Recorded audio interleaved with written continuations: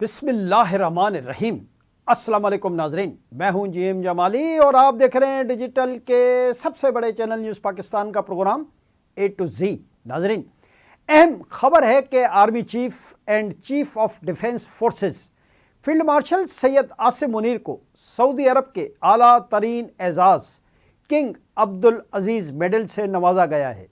I S P R کے مطابق field marshal Syed Asim Munir نے سعودی عرب کا سرکاری دورہ کیا، جہاں انہوں نے سعودی وزیر دفاع شہزادہ خالد بن سلمان سے ملاقات کی۔ آئی ایس پی آر کے مطابق اس موقع پر فیلڈ مارشل سید عاصم منیر کو سعودی عرب کا اعلیٰ ترین اعزاز دیا گیا۔ یہ ایوارڈ ان کی نمایاں عسکری خدمات، قیادت، دفاعی تعاون اور اسٹریٹجک ہم آہنگی کے اعتراف میں دیا گیا ہے۔ سعودی قیادت نے فیلڈ مارشل سید عاصم منیر کی پیشہ ورانہ صلاحیتوں اور اسٹریٹجک ویژن کو سراہا۔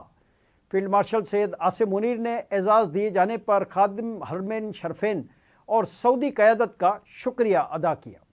آئی ایس پی آر کے مطابق یہ اعزاز دونوں ممالک کے گہرے تعلقات اور دونوں ممالک کے مشترکہ عزم کی واضح عکاسی کرتا ہے۔ سعودی وزیر دفاع سے ملاقات کے موقع پر باہمی دلچسپی کے دو طرفہ امور، علاقائی سلامتی کی صورتحال، دفاعی و عسکری تعاون پر بھی تبادلہ خیال کیا گیا۔ آئی ایس پی آر کے مطابق ملاقات میں اسٹریٹجک شراکت داری اور بدلتے ہوئے جیو اسٹریٹجک چیلنجز پر بھی بات چیت ہوئی۔ دوسری جانب chief of defence forces field marshal Syed Asim Munir نے کہا ہے کہ افغانستان کو فتنہ الخوارج اور پاکستان میں سے کسی ایک کا انتخاب کرنا ہوگا۔ علماء و مشائخ کانفرنس سے خطاب میں فیلڈ مارشل سید عاصم منیر کا کہنا تھا کہ افغان طالبان کی پشت پناہی سے دہشت گردی کے ذریعے پاکستان کے معصوم شہریوں اور بچوں کو نشانہ بنایا جا رہا ہے۔ انہوں نے کہا کہ فتنہ الخوارج کی جو شکلیں افغانستان سے آتی ہیں ان میں 70% افغانی شامل ہیں۔ فیلڈ مارشل نے کہا کہ کسی بھی اسلامی ریاست میں ریاست کے علاوہ کوئی جہاد کا حکم اور فتویٰ نہیں دے سکتا۔ آپریشن بنیال المرصوص میں اللہ تعالیٰ کی مدد آتے ہوئے دیکھی اور ہم نے محسوس کی۔ چیف آف ڈیفنس فورسز کا کہنا تھا کہ اللہ تعالیٰ نے اسلامی ممالک میں سے محافظین حرمین کا شرف پاکستان کو عطا کیا۔ ریاست طیبہ اور ریاست پاکستان کا آپس میں گہرا تعلق اور مماثلت ہے۔ فیلڈ مارشل سید عاصم منیر نے مزید کہا کہ جن قوموں نے اسلاف کی علمی و فکری میراث کو چھوڑ دیا وہ زبوں حالی کا شکار ہو گئیں۔ جی ناظرین، دوسری طرف امریکی اخبار واشنگٹن ٹائمز نے پاک امریکہ تعلقات پر تبصرہ کرتے ہوئے کہا ہے کہ 2025 پاک امریکہ تعلقات میں انقلابی تبدیلی کا سال رہا۔ واشنگٹن ٹائمز نے اپنے تبصرے میں لکھا کہ رواں سال واشنگٹن کا انڈیا فرسٹ دور ختم اور پاکستان کو فوقیت حاصل رہی۔ امریکی اخبار کے مطابق امریکی پالیسی شفٹ کی بنیاد بنی مئی کی پاک بھارت جنگ ہی بنی۔ واشنگٹن ٹائمز کے آرٹیکل میں فیلڈ مارشل سید عاصم منیر اور امریکی صدر ڈونلڈ ٹرمپ کے تعلقات کا خصوصی تجزیہ بھی شامل کیا گیا ہے۔ اخبار کے مطابق پاکستان ناپسندیدہ ریاست سے شراکت دار ملک بن گیا۔ ٹرمپ کی جنوبی ایشیا پالیسی میں پاکستان کو مرکزی ستون قرار دیا گیا ہے۔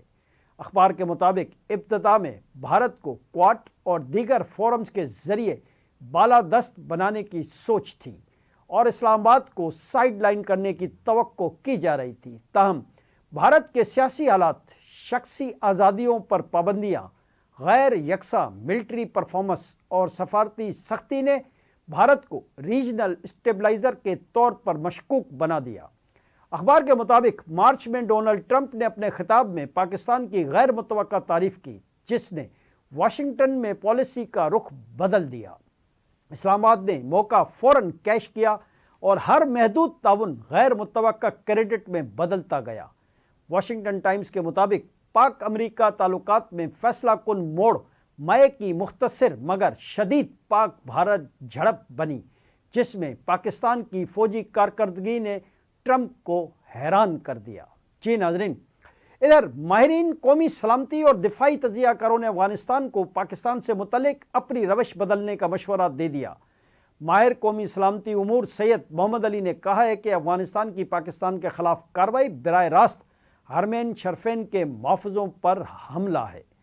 انہوں نے کہا کہ افغانستان کو چاہیے کہ اپنی روش بدلے۔ فیلڈ مارشل کا علماء و مشائخ سے خطاب نظریاتی اعتبار سے اہمیت کا حامل ہے۔ ماہر سیکورٹی امور ڈاکٹر قمر چیمہ نے کہا ہے کہ فیلڈ مارشل نے علماء و مشائخ کو افغانستان میں ہونے والی دہشت گردی کے بارے میں بتایا۔ علماء کو چاہیے کہ وہ اس مسئلے کو طالبان کے ساتھ اجاگر کریں۔ دفاعی تجزیہ کار میجر ریٹائرڈ طارق رشید نے کہا کہ فیلڈ مارشل سید عاصم منیر نے علماء کو نہایت مفصل انداز میں پاکستان کو درپیش دہشت گردی کے چیلنج کے بارے میں بھی آگاہ کیا۔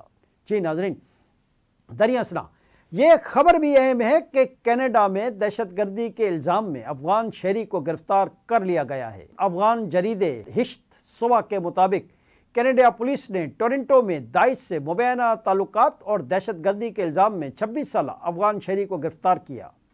کینیڈین حکام کا کہنا ہے کہ افغان شہری داعش کو مالی وسائل، سوشل میڈیا اکاؤنٹس فراہم کرنے اور قتل کے منصوبے بنانے میں بھی ملوث ہے۔ حکام نے کہا کہ افغان شہری نے نامعلوم افراد کے ساتھ دہشت گردانہ جرائم انجام دینے کی سازش بھی کی۔ ملزم سے بھاری اسلحہ اور گولہ بارود بھی برآمد کیا گیا ہے۔ اس قسم کی خبروں سے یہ تاثر مزید گہرا ہوتا جا رہا ہے کہ افغانستان دنیا بھر کی سلامتی کے لیے خطرہ بنتا جا رہا ہے، اور اس وقت دنیا میں افغانستان دہشت گردوں کی سب سے زیادہ محفوظ پناہ گاہ ہے۔ جی ناظرین، دوسری جانب ایک اور اہم خبر سے بھی آپ کو آگاہ کریں کہ پاکستان کے زرع مبادلہ کے ذخائر مارچ 2022 کے بعد بلند ترین سطح پر پہنچ گئے۔ تازہ اعداد و شمار کے مطابق مجموعی زر مبادلہ ذخائر 21.1 ارب ڈالر تک پہنچ چکے ہیں، جس میں سے اسٹیٹ بینک کے پاس 15.9 ارب ڈالر ریکارڈ کیے گئے ہیں۔ ملک کی درآمدی صلاحیت 2.5 ماہ سے تجاوز کر گئی ہے، جو فروری 2023 میں صرف 2 ہفتوں سے بھی کم رہ گئی تھی۔ معاشی ماہرین کے مطابق ذخائر میں اضافہ قرضوں کی بجائے مقامی ترقی و اعتماد کی وجہ سے ہے۔ مضبوط ذخائر کاروباری طبقے کے اعتماد میں اضافے اور معاشی استحکام کا اشارہ دیتے ہیں۔ اعداد و شمار کے مطابق بیرونی قرضہ بمقابلہ جی ڈی پی تناسب 31% سے کم ہو کر 26% تک آ گیا ہے۔ بیرونی قرضوں کے حصول میں بتدریج کمی مالی نظم و ضبط اور اصلاحاتی اقدامات کی عکاسی کرتا ہے۔ معاشی ماہرین کے مطابق ملکی زر مبادلہ کے ذخائر محض وقتی انتظامات کے تحت نہیں بڑھے، بلکہ یہ ایک واضح بحالی کا نتیجہ ہے۔ آج کے لیے اتنا ہی۔ اگلے پروگرام تک کے لیے اپنے میزبان جیم جمالی کو اجازت دیجیے۔ اللہ حافظ۔